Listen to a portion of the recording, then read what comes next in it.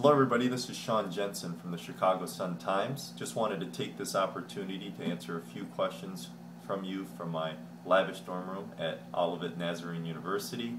The first question is from Brady in Boise. Why are the Bears only practicing once a day? If they're going to put a good product on the field, don't they need the reps? They're learning a new offense, a timing-based offense with an O-line that needs to get physical. How soft is Lovie getting?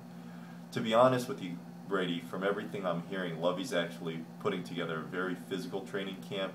I think he wants to hold one practice a day, but it's gone 2 hours, 2 hour, 20-minute, and it's been a lot of what the Vikings used to call thudding, which is running up and slamming into players but not taking them to the ground.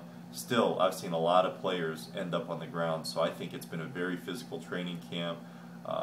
The temperatures here haven't been too bad, but I wouldn't worry too much about the physicality of this training camp. So I think they're getting what they need. Also, in the days that they have the evening practices, they will have a morning session where they focus on special teams, loosen the guys up, and do what's called a walkthrough. Second question is from Ray. From what I've been hearing so far in camp, Frank Omiyale is really struggling at the right tackle position. Is that true? And do you see Kevin Schaefer getting more opportunities with the first team anytime soon? Frank Omiyale's definitely struggled. I think he's, by all accounts, had difficulty early with the false starts, of course, but just in general, watching him in the one-on-one pass rushing drills, I've seen him struggle going up against Julius Peppers, against Mark Anderson, and even some of the second stringers. So I think Frank has the potential to play that position, but I don't know if he's just got to get past a certain mental hurdle or what. But at this point, he's not looked good. I would definitely keep my eye on Kevin Schaefer. He obviously isn't as athletic as Frank, but what Kevin brings to the table is a little bit more, consistency, tenacity, and I think it's very interesting that in one of his first interviews, Mike Tice pointed out that Kevin Schaefer graded with the second highest grade to Olin Kreutz in his review of the 2009 film. So I think he knows what he has in Kevin Schaefer. Kevin's going to keep plugging away, but he wants Frank Omiyale to win the job. At this point, he hasn't won the job. This question comes from Joe, who's looking to be the leading candidate to quote-unquote redshirt this season.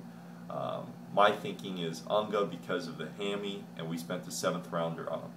I think the depth at running back has really proven itself. You look at a guy like Khalil Bell has emerged, moved ahead of Garrett Wolfe for the 3rd running back spot. Chester and Matt Forte have been healthy, and I think just with so many tight ends, they're going to have to get creative to keep some of them on the roster. And so I fully expect them to maybe go with 3 traditional running backs, and then take someone like Unga and maybe tuck him away somehow. They liked Unga because he was a different sort of running back than anything they had, a little bit more physical, sort of a tweener between a fullback and a running back, but he got injured early. It didn't look like he really was making any explosive plays even before that, and so I think that he may be a good candidate, as you said, to quote-unquote redshirt. How do last year's redshirts look? Gilbert, Melton, Iglesias, are they making any big plays? Do they even still exist? Big Bear asks. I think that's a very good question. I've watched those guys very closely. Jerron Gilbert, to me, just looks like a player without a home. He's got super athleticism, obviously, which is why they took him, but I just don't see much from him in those pass rush drills or even in the full squad sessions. Melton is a guy that they've worked a lot inside, and let me tell you something, guys. He's an explosive athlete. You see him really getting up the field. I'm not sure if his strength is quite there since he was a defensive end in college, but he definitely has some speed and quickness, and I think that's a premium, as a defensive lineman. So Henry's very much in the mix. I think he's at a solid camp, not a great camp so far. And then Iglesias obviously missed beginning of training camp with the injuries and is just starting to come on, but you do see a player with some confidence, very athletic, and frankly, he's got better hands than I expected. So he's starting to come on now, but he's got a long way to go to beat some of the veterans that are ahead of him. Next question is from Jesse J. from Midland, Texas. Since the Bears play Detroit week 1 and then Dallas week 2, any chance the Bears are going to take time to prepare for the Cowboys since they present the bigger challenge? Absolutely not. Detroit is circled on their calendar. They're not looking ahead to the Cowboys or the Vikings or any other team on their schedule. At this point, the only focus is preparing to beat the Detroit Lions. And keep in mind, the Detroit Lions are a much improved football team. Being one of the worst teams in the league, they had a chance to go out with very high draft picks and upgrade their team.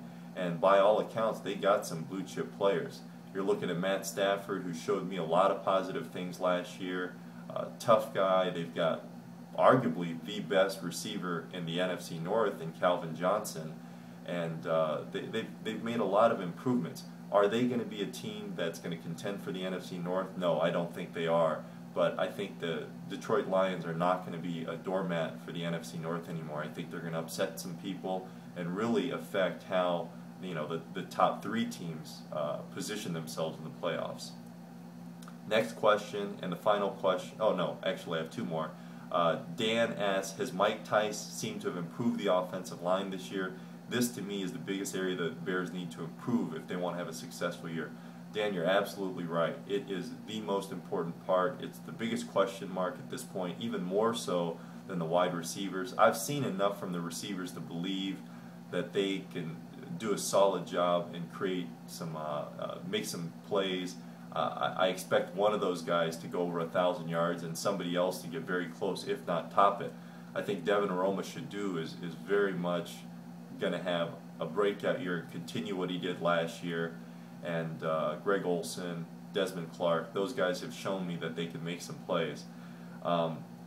Mike Tice is, from my recollection in Minnesota, was a terrific offensive line coach. He alone is going to improve that unit.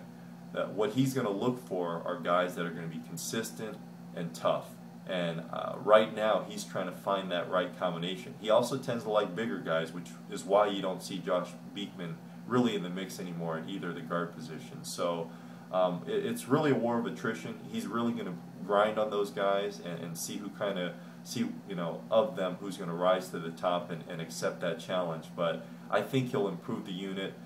He's going to demand, he's going to demand that they be on their game and know what they're doing. And if not, he'll put somebody else in who will. So is it going to be the strength of the team? Probably not, but I think the offensive line will improve from last year, which I think is the most important thing. Last question is from PJ. I think the Bears are being stubborn, not pursuing Vincent Jackson. Do you think an offer of Greg Olsen, Earl Bennett, and a 5th-round pick would be worth it?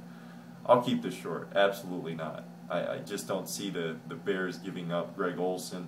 Vincent's had, he's a great playmaker, big receiver, but I don't see him fitting in the type of player that the Bears want to go after.